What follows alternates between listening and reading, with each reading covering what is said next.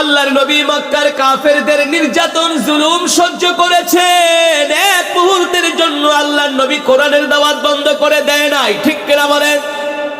আল্লাহর নবী বারবার কোরআনের দাওয়াত নিয়ে আবু জেহেলদের কাছে গিয়েছেন।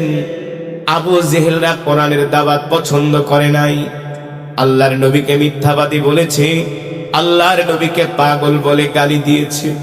দয়ার নবী, মায়ার নবী, রহমাতুল লিল আলামিন, মক্কার কাফেররা যখন কোরআনের দাওয়াত গ্রহণ করলো না, আল্লাহর নবীর মন ভেঙে গেল। আল্লাহর নবীর সবচেয়ে কাছের সহযোগী, সবচেয়ে আপন মানুষ আম্মা জান খাদিজাতুল কুবরা রাদিয়াল্লাহু তাআলা আনহু আল্লাহর নবীকে সবচেয়ে বেশি সহযোগিতা করতেন। আল্লাহর নবী কোরআনের দাওয়াত দিতে যেতেন, আম্মা জান খাদিজা আল্লাহর নবীর জন্য খাবার রান্না করে নবীর জন্য অপেক্ষা করতেন। আম্মা জান খাদিজা ঘরের দরজার সাথে ট্যাক লাগায়া রাত্রিবেলা দাঁড়ায় থাকতেন, বিছানার সাথে পিঠ লাগাতেন না। আল্লাহর নবী গভীর রজনীতে মাঝে মাঝে কোরআনের দাওয়াত দিয়া বাড়িতে আসতেন। ঘরের দরজায় নক করার সাথে সাথে আম্মা জান ঘরের দরজা খুলে দিতেন। আল্লাহর নবী জিজ্ঞেস করেন, খাদিজা, প্রতিদিন বাড়িতে আইসা একবার ঘরের দরজা নক করি আর তুমি সাথে সাথে দরজা খুইলা দাও, কারণ কি? তুমি কি রাত্রবেলা ঘুমাও না? আম্মা জান খাদিজা বলে, ও আল্লাহর নবী, মক্কার সব হলো আপনার শত্রু, সব হলো মক্কার সব হলো আপনার শত্রু। আপনি একা কোরআনের দাওয়াত দেন, মক্কার কাফেররা আপনার উপর হামলা করার জন্য তারা রাস্তায় দাঁড়ায় থাকে, আপনার আশেপাশে কেউ নাই। মক্কার কাফেররা যদি আপনাকে ধরে আপনার উপর আক্রমণ করে, এই টেনশনে আমি খাদিজা রাত্রবেলা ঘুমাইতে পারি না। আমি রাত্রবেলা না ঘুমায়া ঘরের দরজার সাথে ট্যাক লাগায় আমি দাঁড়ায় থাকি, কখন জানি আমার প্রাণের স্বামী রহমাতুল লিল আলামিন বাড়িতে আসে। আর যদি ঘরের দরজায় নক করে, আমি যদি ঘুমায় যাই, তাহলে দরজা খুলতে দেরি হলে রহমাতুল লিল আলামিন প্রাণের স্বামী কষ্ট পাবে। এই কারণে আমি আমার নবীর সম্মানে, আমার স্বামীর সম্মানে আমি রাত্রবেলা ঘুমাই না। ও যুবক, মুসলমান, আম্মা জান খাদিজা ছিল এমন একজন মহিলা, আরবের সবচেয়ে ধনী মানুষ ছিলেন তিনি। আরবের তৎকালীন আরবের সবচেয়ে বড় ব্যবসায়ী ছিলেন আম্মা জান খাদিজা। আম্মা জান খাদিজা সবচেয়ে বড় ব্যবসায়ী। আম্মা জানের মধ্যে এত অর্থবিত্ত মক্কার কারো ছিল না। আম্মা জানকে আবু জেহেল হারে হারে ভয় পাইত। আবু জেহেল আছে না, আম্মা জান খাদিজারে ভয় পাইত। আম্মা জান একদিন মক্কার রাস্তা দিয়ে হাঁটতেছে, আর আবু জেহেলের সাথে দেখা। আম্মা জান আবু জেহেলে ডাকতেছে, আবু জেহেল তাআলাউ ইয়া আবা জেহেল, এদিকে আসো। এ আবু জেহেল, তুমি নাকি আল্লাহর নবীরে গরিব বইলা গালি দিছো। আবু জেহেল বলতো, মোহাম্মদের অর্থ নাই, পয়সা নাই, পাতি নাই, সম্পদ নাই, সে আমার নবী হয় কিভাবে? নাউজুবিল্লাহ বলে। কে বলে? কথা বুঝেন? মাইকের আওয়াজ কি যায় আপনাদের কানে? আমি কিন্তু ভালো করে শুনতে পাচ্ছি না। আমি আমার এই 25 বছরের ওয়াজে যতগুলা মাইক পেয়েছি, এটা মনে হয় 3 নম্বরে। মিয়া আমার দাওয়াত দিছে কি? আপনি কালকে ওই মাহফিলে গেছেন, সাউন্ড কেমন আছিল? কালকের মাইক ছিল হোম না মাইক? এটা কালকে আমি কিছু কইছি, কোন একটা অবজেকশন দিছি? বলো। কালকে সাউন্ড, আজকে সাউন্ড কি ঠিক আছে? তুমি বলো ঠিক আছে? ওর মাইক ছিল কালকে সানার পা। আরে আমার কপাল রে, জিগান দেওয়ার আমি কালকে একটা অবজেকশন দিছি না। আমি ওয়াজ করে তেলাওয়াত করলে আর দোয়া করছি। কালকে কত মজা করে পড়লাম না, বয়ানটা করলাম না, দেখছেন না? আর আজকে ঠাস ঠাস করতেছে, মনে হয় পাতি পিটাইতেছে। কোনো সাউন্ড নাই, কোনো মজা আছে? ওই নিজে তো কইতেছে কালকের মতো হইতেছে না। এই বাংলাদেশ তো এক ম্যাচ ভালো খেলে 6 ম্যাচ হারে। এটি হলো বাঙালির অভ্যাস, বুঝলেন নাই ভাই? মাইক না হইলে, মাইক ভালো না, আপনি ওয়াজ করে মজা পাবেন না, আপনি শুনেও মজা পাবেন না। সাউন্ড ভালো হইলে যে বলে তার শুধু বাইরে ভিতরের থেকে, মাইক এলো নেই। যাই হোক, ওয়াজ কি চলবে?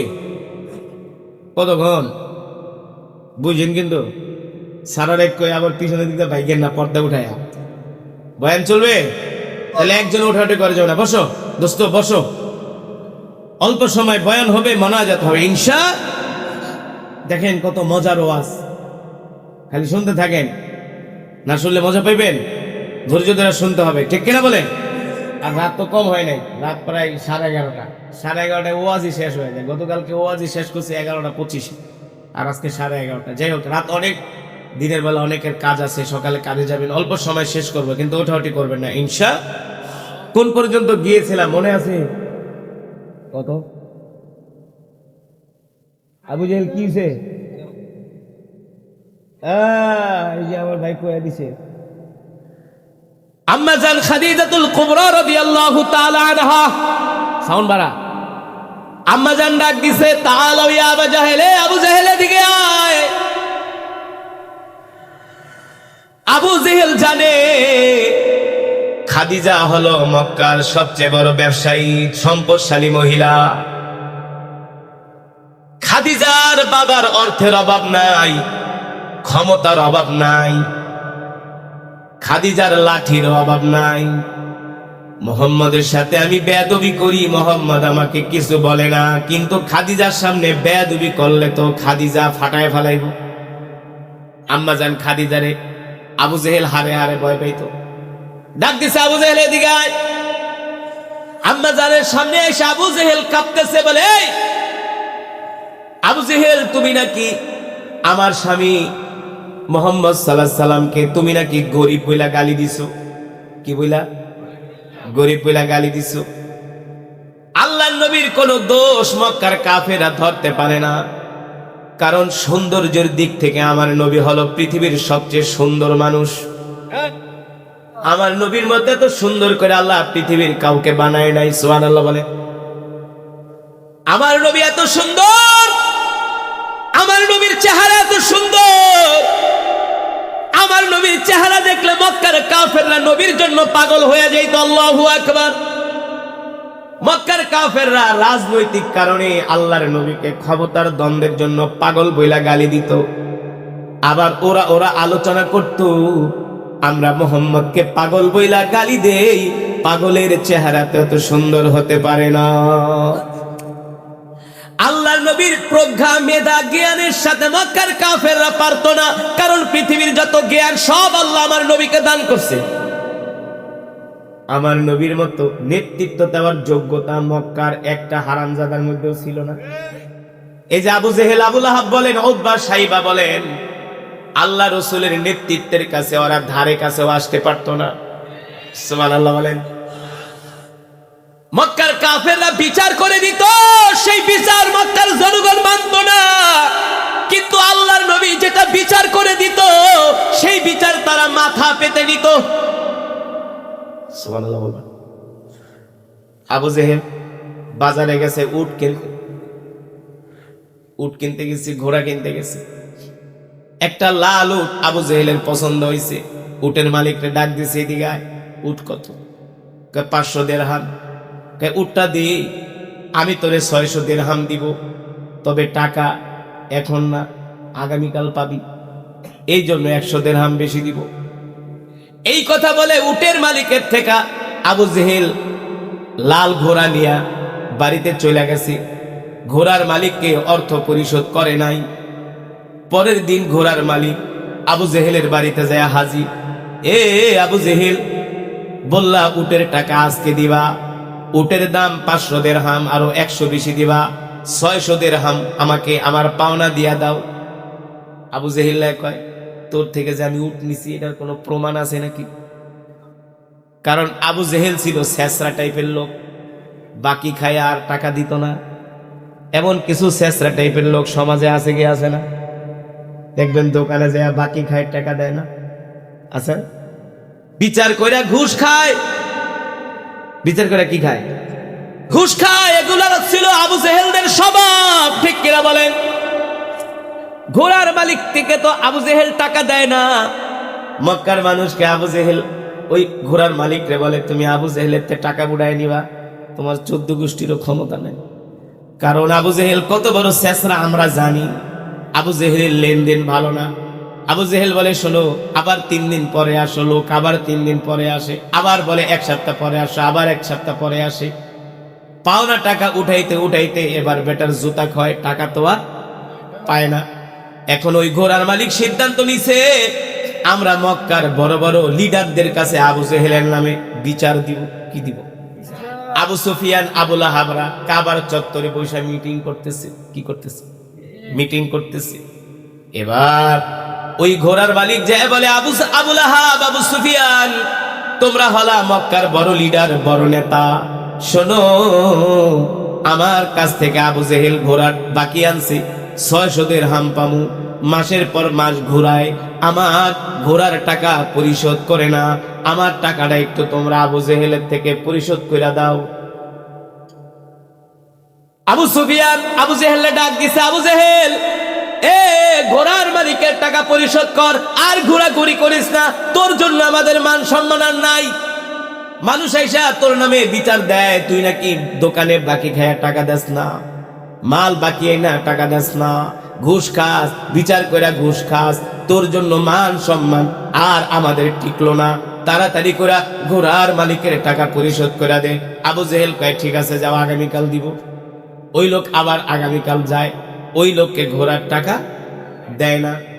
মক্কার মানুষ কয় শোনো, ওইসব আবু সুফিয়ান, আবু লাহাবের কোনো বিচার আবু জেহেলের কাজ হবে না, এই টাকা তুমি কোনোদিন উঠাইতে পারবা না। তুমি একটা কাজ করো, আগামীকাল সকালবেলা আবার তুমি কাবার চত্বরে আসো, আমরা তোমার টাকা উঠানোর ব্যবস্থা করব, আবু জেহেলের বিরুদ্ধে আমরা তোমার জন্য শক্ত অবস্থান নিব। এবার ওই ঘোড়ার মালিক পরের দিন সকালবেলা আবার কাবার চত্বরে যায়। মক্কার বড় বড় লিডারেরা এবার মিটিং এ বসে, আবু জেহেল ঘোড়ার টাকা কেন দেয় না? ঘোড়ার মালিক তার পিছনে পিছনে ঘোরে, জুতা ক্ষয় করে ফেলছে, কিন্তু টাকা উঠাইতে পারে না।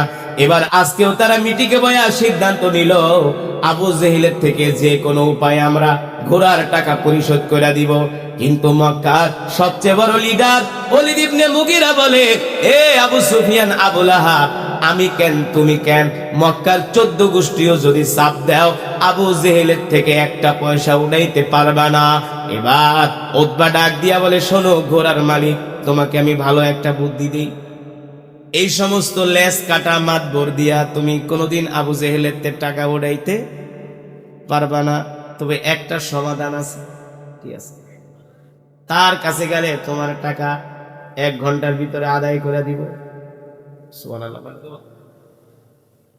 ওই যে দেখো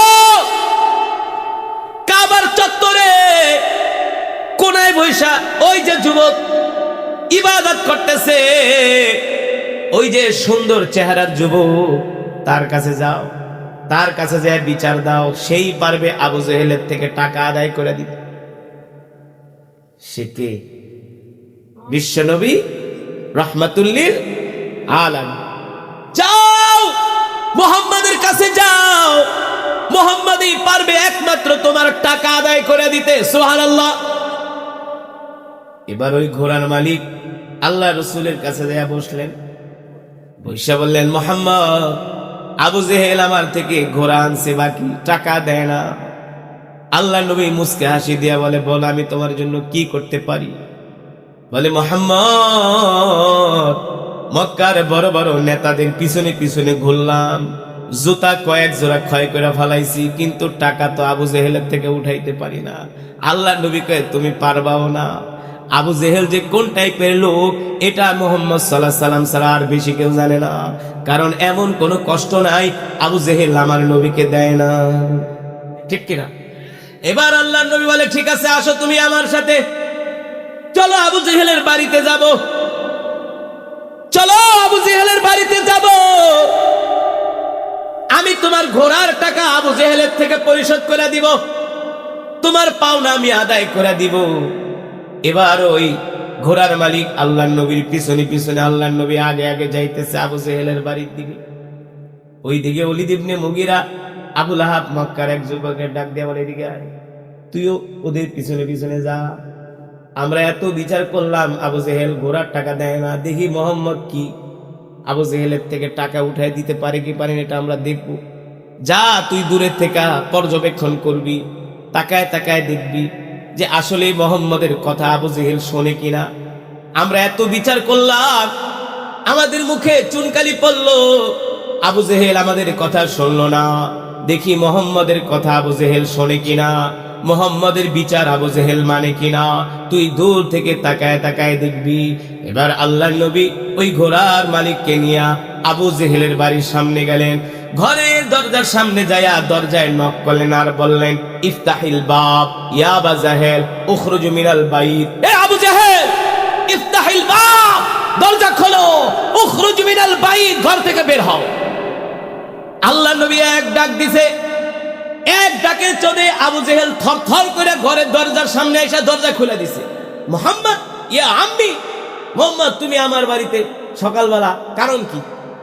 আল্লাহ নবী বলে, আবু জেহেল আমার পিছনে যে ব্যক্তি চিনো কিনা? এবার আবু জেহেল তাকায় দেখে যার থেকে ঘোড়া বাকি আনছে টাকা দেয় না, পাওনা দেয়। এবার আবু জেহেল মুস্কি হাসি দিয়ে বলে, ভাতিজা চিনছি, ঘোড়া তো বাকি আনছি, টাকা তো দেই নাই। আল্লাহ নবী বলে, এই মুহূর্তে তোমাকে ঘোড়ার টাকা পরিশোধ করতে হবে। আবু জেহেল থরথর করে কাঁপে বলে, ঠিক আছে ভাতিজা, একটু সময় দাও, একটু সময় দাও, আমি এখনই ঘোড়ার টাকা পরিশোধ করে দিচ্ছি। এবার আবু জেহেল দৌড়ায়া ঘরে গেল। ঘরে যায় তার স্ত্রীর নাম হলো উম্মে জামিল। নাম কি? ওইটা হলো আরেক হারামজাদা। আবু জেহেল যেমন আর স্ত্রী তো তেমন, নাকি? আবু জেহেলের স্ত্রী কি ভালো হবে নাকি? উম্মে জামিল কয়, না, দেওয়া যাবে না। আবু জেহেল কে, বেডি বেশি বুঝিস না, কোন বিপদে পড়ছি তুই তো জানোস না, আমি তো জানি, তুই তো জানোস না, আমি তো জানি, তাড়াতাড়ি করে টাকা দিই। উম্মে জামিল কয়, না। আবু জেহেল কে কথা কবি না, মান সম্মান নিয়ে টান মারছি, তাড়াতাড়ি টাকা দে, মোহাম্মদে আমার ঘরের দরজার সামনে আসছে, আমি যদি এখন টাকা পরিশোধ না করি আমার মনে হয় সামনে আমার ভয়ঙ্কর বিপদ আছে। এবার আবু জেহেলের স্ত্রীর থেকে 600 দিরহাম আইনা ঘোড়ার মালিককে দিয়া দিলেন। ঘোড়ার মালিক হাসতে হাসতে বাড়িতে চলে গেল। আল্লাহ রসুলকে বলল, মোহাম্মদ তোমাকে ধন্যবাদ। এই কথা বয়া ঘোড়ার মালিক বাড়িতে চলে গেল। আর ওই যে যুবক দূর থেকে তাকায় তাকায় দেখছে আবু জেহেল ঘোড়ার টাকা পরিশোধ করছে। দৌড়ায় মক্কার বড় বড় লিডারদের কাছে যায় বলে, শোনো, তোমরা এত বিচার করলা, আবু জেহেল তোমাদের কারো কথার পাত্তা দিল না, কিন্তু মোহাম্মদ এক ধমকে চড়ে আবু জেহেল ঘোড়ার টাকা পরিশোধ করে দিছি। জোরে বলেন সুবহানাল্লাহ। আবু লাহাব কে, এটা আবার কেমন কথা? এত বিচার করলাম, আবু জেহেল আমাদের পাত্তাই দিল না, আর মোহাম্মদের এক ধমকে শুধু টাকা দেয় নাই, আবু সুফিয়ান শুধু ঘোড়ার টাকাই দেয় নাই, আমি দেখতেছি আবু জেহেল থরথর করে কাঁপতেছে। আল্লাহ রসুলের সামনে আবু জেহেল থরথর করে কাঁপতেছে। এখন আবু লাহাব কয়, নাকি আবু জেহেল আবার গোপনে গোপনে মোহাম্মদের হাতে হাত রেখে কালেমা পড়ে মুসলমান হয়ে গেছে, সন্দেহ পড়ে গেছে। আবু জেহেল ডাকছে কাবার চত্বরে, মক্কার বড় বড় লিডাররা ধরছে, আবু জেহেল এত বিচার করলাম, আমাদের বিচার মানলা না, এতবার বললাম ঘোড়ার টাকা পরিশোধ করলা না, কিন্তু মোহাম্মদ এক ধমক দিছে, এক ধমকে ঘোড়ার টাকা পরিশোধ করে দিলা, কারণ কি? গোপনে গোপনে কি আবার মোহাম্মদের সাথে হাত মিলাইছো নাকি? নাকি কালেমা পড়ে মুসলমান হয়ে গেছো? তুমি নাকি মোহাম্মদকে দেখার পরে থরথর করে কাঁপতেছো? এবার আবু জেহেল কয়, ভাই রে, ভুল ধারণা করিস না, আমি কালেমা পড়ে মুসলমান হই নাই, গোপনে গোপনে আমি মোহাম্মদের সাথে হাত মিলাই নাই। আবু লাহাব কয়, এগুলা যদি না করো তাইলে মোহাম্মদ রে দেখা তুমি থরথর করে কাঁপছো, কারণটা কি? এবার আবু জেহেল বলে, ভাই রে, মোহাম্মদ যখন আমার ঘরের দরজার সামনে গেছে, মোহাম্মদ যে আমারে এক ধমক মারছে, আমি দৌড়াইয়া ঘরের দরজা খুইলা দেখি মোহাম্মদের দুই পাশে দুইটা বাঘ হা কইরা তাকায় আছে। জোরে বলুন সুবহানাল্লাহ। দুইটা বাঘ আমার দিকে হা কইরা তাকায় আছে, আর বলে, আবু জেহেল্লা তাড়াতাড়ি টাকা দে, নাইলে এখনই তোরে খায়া ফেলাম। জোরে বলুন সুবহানাল্লাহ। আল্লাহু আকবার। আল্লাহ রাব্বুল আলামিন আল্লাহর নবীর ইজ্জত রক্ষা করার জন্য আল্লাহ তাআলা বাঘ পাঠায় দিয়েছে, ঠিক কিনা বলে? সেই নবীর উম্মত আমরা। ওই নবীকে আবু জেহেল গরিব বইলা গালি দিছে। কি বইলা গালি দিছে? গরিব বইলা গালি দিছে। আল্লাহর নবীর কষ্ট লাগছে। আম্মা জান খাদিজা সইতে পারে নাই, আবু জেহেলরে ধরছে। আবু জেহেল, তুই আমার স্বামী মুহাম্মদ সাল্লাল্লাহু আলাইহি সাল্লাম রে গরিব বইলা গালি দিছস। বলে খাদিজা, না আমি গালি দেই নাই, আমার কাছে প্রমাণ আছে। আম্মা জান খাদিজা ছিলেন বুদ্ধিমতী। বলে আবু জেহেল শোন, আগামীকাল সন্ধ্যায় তুমি সহ তোমার যত নেতা খাতা আছে সব নিয়ে আমার বাড়িতে যাইবা, তোমাদের দাওয়াত। তোমাদের দাওয়াত। আম্মা জান খাদিজা ছিলেন বুদ্ধিমতী মহিলা। বিশাল বিশাল বকরি খাসি জবাই করছি, জবাই করে রান্না করছি, মক্কার বড় বড় লিডারদেরকে খাওয়াবি। এবার মক্কার বড় বড় লিডারেরা আম্মা জান খাদিজার দাওয়াতে যায় হাজির হইছি, জনমের খাওয়া খাইছি। খাওয়ার পরে এবার আম্মা জান বলে, এ আবু জেহেল, তুমি আমার স্বামী মুহাম্মদ সাল্লাল্লাহু আলাইহি সাল্লাম রে গরিব বইলা গালি দিছো। তোমাদেরকে আজকে আমার বাড়িতে ডাকার কারণ হলো তোমরা মক্কার সব বড় বড় নেতা আছো, তোমাদের সামনে আজকে আমি খাদিজা ঘোষণা দিতেছি, আমার খাদিজার যত সম্পদ আছে সব সম্পদের মালিকানা আমি আমার স্বামী মুহাম্মদ সাল্লাল্লাহু আলাইহি সাল্লামের হাতে তুলে দিলাম। আজ থেকে মুহাম্মদ সাল্লাল্লাহু আলাইহি সাল্লাম হলো আমার সব সম্পদের মালিক। তার মানে আম্মাজান খাদিজার মতো এত সম্পদ মক্কার কারো ছিল না, এখন সেই সম্পদের মালিক আল্লাহর নবী। তার মানে আল্লাহর নবী এখন মক্কার সবচেয়ে ধনী মানুষ। এখন আর নবীকে গরিব বলার কোনো সুযোগ আছে? এখন আর নবীকে গরিব বলার কোনো সুযোগ নাই। এবার আম্মাজান বলে, এ আবু জেহেল, এতদিন তুমি মুহাম্মদ সাল্লাল্লাহু আলাইহি সাল্লাম রে গরিব বলার কারণে তুমি কালেমা পড়ে মুসলমান হও নাই, এবার কালেমা পড়ে মুসলমান হও। আবু জেহেল বলে, খাদিজা আমাকে চিন্তা করতে দাও, আমি একটু ভেবে দেখি, আগামীকাল আমি তোমাকে জানাবো আমি কালেমা পড়ে মুসলমান হব কিনা। আবু জেহেল বাড়িতে চলে গেছে। আল্লাহর নবী বিশ্ব নবী রাহমাতুল লিল আলামিন আবু জেহেলের বাড়িতে গেছে। আমরা যেমন ব্যবসার টাকা পাওয়ার জন্য বারবার তাগিদায় যাই, দুনিয়ার অর্থ পাওয়ার জন্য বারবার তাগিদায় যাই, আল্লাহর নবী কাফেরদেরকে মুসলমান বানানোর জন্য এইভাবে তাগাদা দিতেন, ঠিক কিনা বলে? আঠার মতো লেগে থাকতেন কাফেরদের যাতে মুসলমান বানানো যায়। এটাই ছিল আল্লাহ রাসূলের ফিকির। আল্লাহ রাব্বুল আলামিন সে কথাই বলেন, নবী ওয়ানুনাজ্জিলু মিনাল কুরআনি মা হুয়া শিফাউ ওয়া রাহমাতুল লিল মুমিনিন ওয়া লা ইয়াজিদুজ জালিমিনা ইল্লা খাসারা। নবী হে আমার, আমি আল্লাহ আপনার উপর যে কোরআন নাজিল করেছি, এই কোরআন আমি মুমিনের শেফার জন্য, মুমিনের মুক্তির জন্য নাজিল করেছি। এবার আল্লাহর নবী বিশ্ব নবী রাহমাতুল লিল আলামিন বাইতুল্লাহ কাবা শরীফের চত্বরে আল্লাহর নবী কোরআনের তেলাওয়াত করে। মক্কার যুবকরা দাঁড়ায় দাঁড়ায় আল্লাহর নবীর কোরআন তেলাওয়াত শুনে, মক্কার যুবকরা কোরআন শুনে আল্লাহর নবীর জন্য পাগল হয়ে যায়, আল্লাহর নবীর ভক্ত হয়ে যায়। আবু জেহেল আবু লাহাবরা দেখে এইভাবে যদি মক্কার যুবকেরা কোরআন শোনে আর মুহাম্মদের জন্য যদি পাগল হয়ে যায়, আর কিছুদিন পরে মক্কার কোনো যুবক খুঁজে পাওয়া যাবে না, সব কালেমা পড়ে মুসলমান হয়ে যাবে, ঠিক কিনা বলে? কোরআন এমন এক কিতাব, যে কোরআনের তেলাওয়াত শুনলে পাথরের মতো হৃদয় মমের মতো গলে যায়, ঠিক কিনা বলে? মক্কার ধনী মানুষের ছেলেরা আল্লাহর নবীর কোরআন শোনার জন্য বাইতুল্লাহ চলে আসতেন। এই অবস্থা যখন দেখলেন, আবু জেহেল চিন্তা করলেন মক্কার যুবকদেরকে আর কোরআন শোনার জন্য বাইতুল্লাহ যেতে দেওয়া যাবে না। এবার আবু জেহেল কি করলো?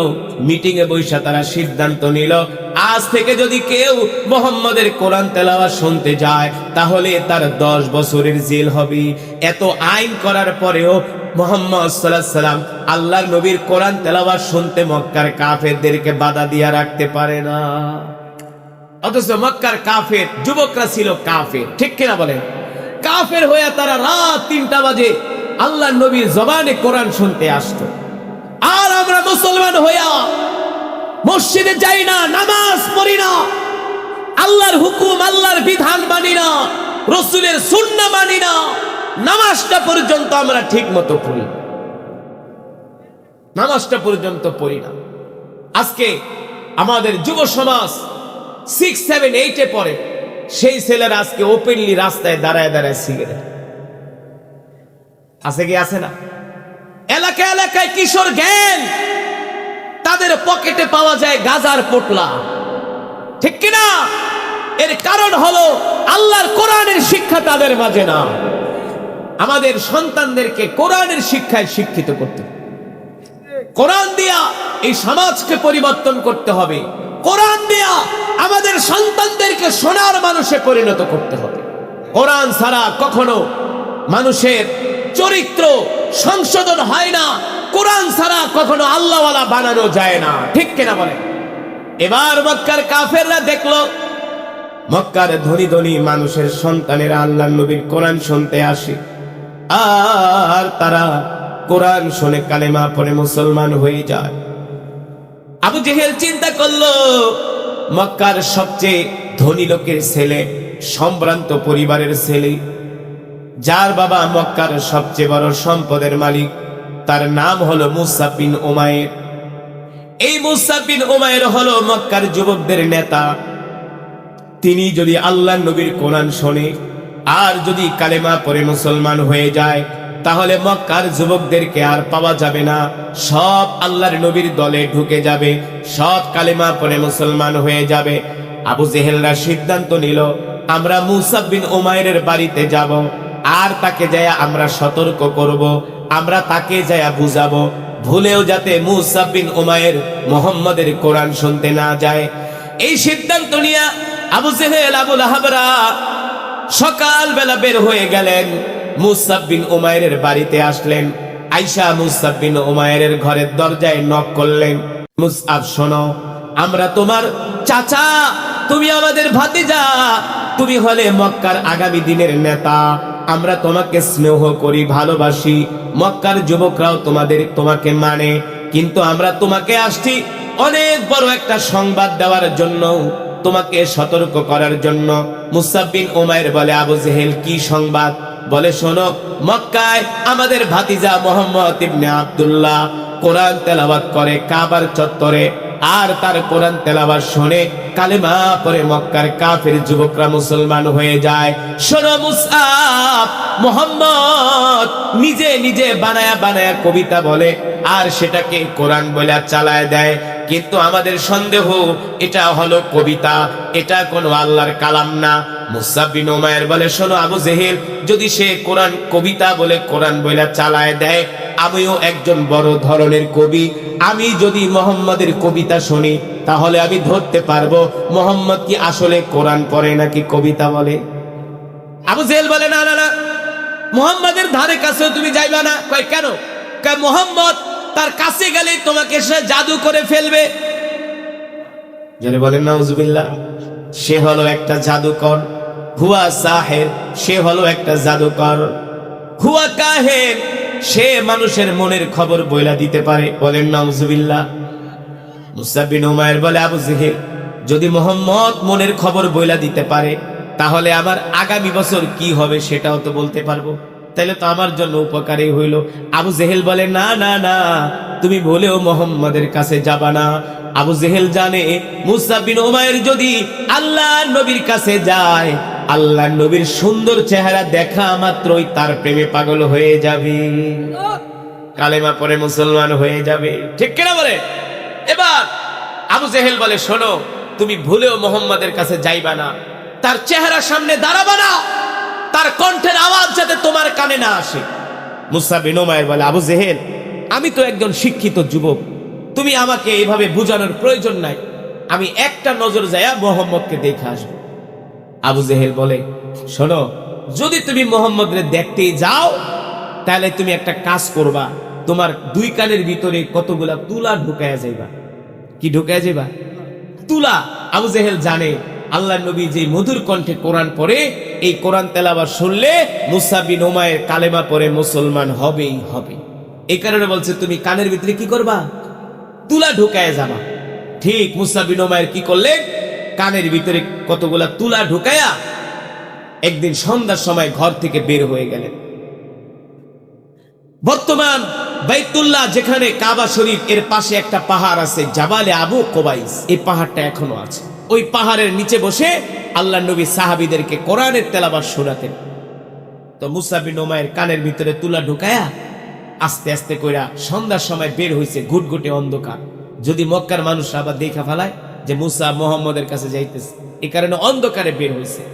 মুসা বিন উমাইর বলে, আমি এক পা দুই পা করে করে যখন জাবালে আবু কোবাইসের পাশে গেলাম, হঠাৎ করে যখন মুহাম্মদ সাল্লাল্লাহু আলাইহি সাল্লামের চেহারার উপরে আমার চোখের নজর পড়ে গেল, আল্লাহি রাব্বাল কাবা, আমি রবের কাবার কসম খায়া বলি, মুহাম্মদ সাল্লাল্লাহু আলাইহি সাল্লামের চেহারা দেখা মাত্র আমার কাছে মনে হলো তিনি কোনো মানুষ না, মানুষ এত সুন্দর হতে পারে না। আমার কাছে মনে হলো জাবালে আবু কুবাইসের পাদদেশে আকাশের পূর্ণিমার চাঁদ উদিত হয়েছে। এত সুন্দর আল্লাহর নূর, এত সুন্দর আল্লাহর নূর। মুসা বিন উমাইর বলে, মুহাম্মদ বলছিল, আবু জেহেল বলছিল মুহাম্মদ নাকি পাগল। আরে পাগলের চেহারা কি এত সুন্দর হয় নাকি? আল্লাহ রাসূলের চেহারা দেখে পাগল হয়ে গেছে। এবার দুই কানের তুলা টেনে টেনে খোলে। আবু জেহেল মিথ্যাবাদী। পাগল কি এত স্মার্ট হয় নাকি? পাগল কি এত সুন্দর হয় নাকি? এবার দুই কানের তুলা সরায়া দাঁড়িয়ে দাঁড়িয়ে আল্লাহর নবীর কোরআন শুনতেছে। জোরে বলেন সুবহানাল্লাহ। কোরআন শুনতে শুনতে মুসা বিন উমাইর আবেগ আপ্লুত হয়ে গেছে, বেকরার হয়ে গেছে। কোরআন শুনতে শুনতে অনেকক্ষণ দাঁড়ায়া মুসা বিন উমাইর বলে, এবার বাড়িতে যাই। বাড়িতে যায় মুসা আর রাত্রে ঘুমাইতে পারে না, শুধু কোরআন তেলাওয়াতের আওয়াজ তার কানে ভাসে। সুবহানাল্লাহ বলে। মুসা বিন উমাইর বলে, আমি আবার দ্বিতীয় দিন আসলাম আল্লাহর নবীর জবানে কোরআন শোনার জন্য। দ্বিতীয় দিন কোরআন শুনে আমি আরো পাগল হয়ে গেলাম। হেদায়েতের মালিক কি? কে? আল্লাহ যাকে হেদায়েত দেয় তাকে এইভাবেই দেয়, ঠিক কিনা বলেন? কত সন্ত্রাস, কত মাস্তান, কত ডাকাইতকে আল্লাহ হেদায়েত দিয়ে মুসলমান বানিয়ে দিয়েছে, হেদায়েত দিয়ে মুসলমান বানিয়ে দিয়েছে। আমেরিকার একজন বিমান বাহিনীর বড় অফিসার, সে বলেছিল ওয়াশিংটনের, নিউ ইয়র্কের মসজিদগুলো আমি, সে যখন মুসলমানদের মসজিদে আসলো, মুসলমানদের মসজিদ দেখা, মুসলমানদের ইবাদত, মুসলমানদের সাথে কথা বলার পরে সে নিজেই কালেমা পড়ে মুসলমান হয়েছে। এগুলো হলো ইসলামের সৌন্দর্য, ঠিক কিনা বলেন? তো মুসা বিন উমাইর বলে, আমি দ্বিতীয় দিন মুহাম্মদ সাল্লাল্লাহু আলাইহি সাল্লামের কোরআন শোনার জন্য গেলাম। শুধু দ্বিতীয় দিন না, আমি তৃতীয় দিনও গেলাম। তৃতীয় দিন আল্লাহ রসুলের জবানে দাঁড়ায় দাঁড়ায় কোরআন শুনতেছে। হঠাৎ করে আল্লাহ রসুলের নজর চলে গেল মুসা বিন উমাইরের দিকে। ডাক দিছে, তালাবিয়া শাবাব, এ যুবক এদিকে আসো। মাসমুক, তোমার নাম কি? মিনাইনা জিতা, কোত্থেকে আসছো? বলে, আনা মুসা বিন উমাইর। কোথায় থাকো? বিজানিবি মক্কা, আমি মক্কার পাশেই থাকি।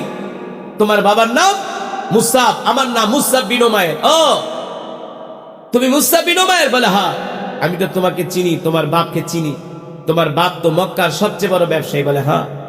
তো তোমার বাপ তো মূর্তি পূজক, তুমিও তো মূর্তি পূজক, তো তুমি আমার মজমায় কেন আসছো বলো? বলে, শোনেন, আপনার নামও আমি আগে জানতাম না, আপনার নাম আমি কোনোদিন শুনি নাই। তাহলে কিভাবে শুনছো? বলে, আমার বাড়িতে 3 দিন আগে আবু জেহেল গেছে। কে গেছে? আবু জেহেল। আবু জেহেলের নাম শুনে আল্লাহ রসুল একটা মুস্কি হাসি দিচ্ছে। আবু জেহেল আল্লাহ রসুলের বাড়িতে আসছে মানে কি আল্লাহ নবীর নামে প্রশংসা করছে? এক গাদা মিথ্যা কথা বানায় বলে গেছে আল্লাহ রসুলের নাম।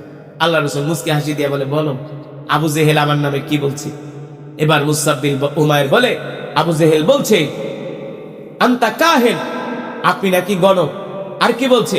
আনতা মাজনু, আপনি নাকি পাগল। আনতা শায়ের, আপনি নাকি কবি। আনতা কাযিব, আপনি নাকি মিথ্যাবাদী। বলেন নাউজুবিল্লাহ। আল্লাহ রসুল বলে, যুবক, তুমি তো 3 দিন পর্যন্ত আমার মজমায় আসছো, আমাকে দেখলা, আমার জবানে কোরআনও শুনলা, আমাকে দেখা তোমার কি মনে হয়েছে? আমি কি পাগল? মুসা বিন উমাইর কাবার দিকে হাত ইশারা করে বলে, আল্লাহি রাব্বাল কাবা, রবের কাবার কসম খায়া বলি, পাগলের চেহারা কোনোদিন এত সুন্দর হতে পারে না। আর আবু জেহেল বলেছে আপনি কবি, আমিও একজন কবি।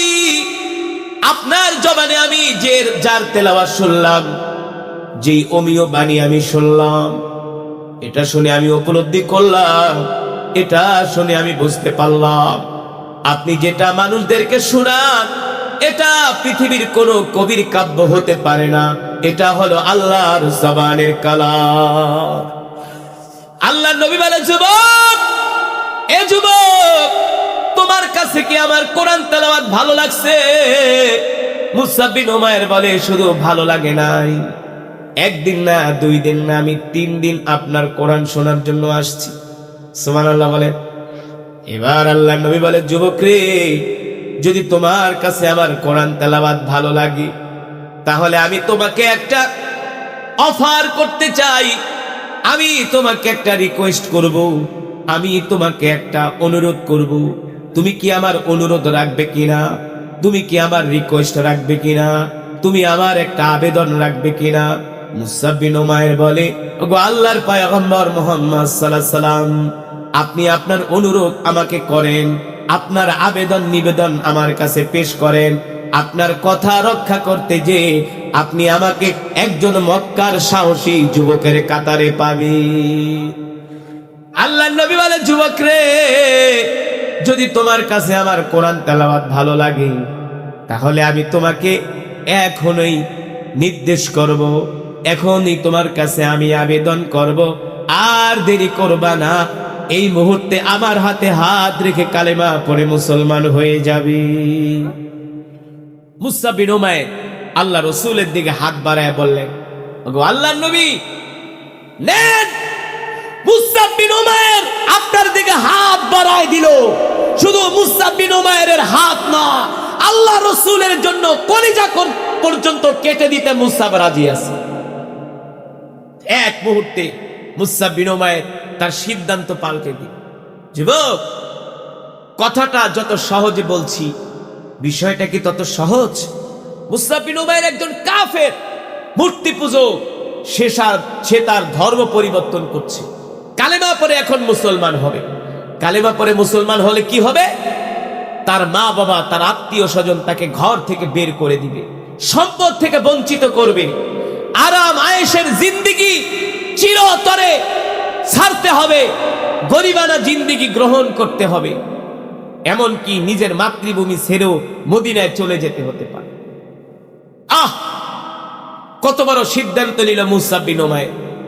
হাত বাড়ায় বলে, আল্লাহ রাসূল, দেরি করবেন না, আপনি এই মুহূর্তে আমাকে কালেমা পড়ায় মুসলমান বানায় দেন। সুবহানাল্লাহ বলেন।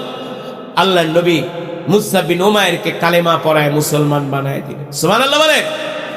এবার মুসআব বিন উমাইর বলল, আল্লাহ রাসূল, আমি একা কেন কালেমা পড়ে মুসলমান হব? আপনি আমাকে দোয়া করে দেন, আমি এই কালেমার দাওয়াত আমি আমার মাকে দিব, আমি আমার বাবাকে দিব, আমি আমার পরিবার মানুষকে দিব, আমি আমার গোত্রের মানুষের কাছে ইসলামের সুমহান বাণী, ইসলামের সৌন্দর্য, কালেমার দাওয়াত আমি তাদের কাছে তুলে ধরবো। সুবহানাল্লাহ বলেন। আল্লাহ রাসূল বলে, মুসা, তুমি যে কালেমা পড়ে মুসলমান হয়ে গিয়েছো, এটা যদি তোমার পরিবার জানে তোমার উপরে অত্যাচারের ইষ্টিমূলার চালানো হবে, তুমি কি সহ্য করতে পারবা? মুসআব বিন উমাইর বলে, আল্লাহ রাসূল, আমার গোত্রের মানুষ, আমার পরিবারের মানুষ আমার উপর যত অত্যাচার, নির্যাতন, জুলুম করুক না কেন, আমি মুসআব বিন উমাইর এক মুহূর্তের জন্য ইসলাম ছেড়ে দিব না। তাকে কালেমা পড়ায় মুসলমান বানায় দেওয়া হয়।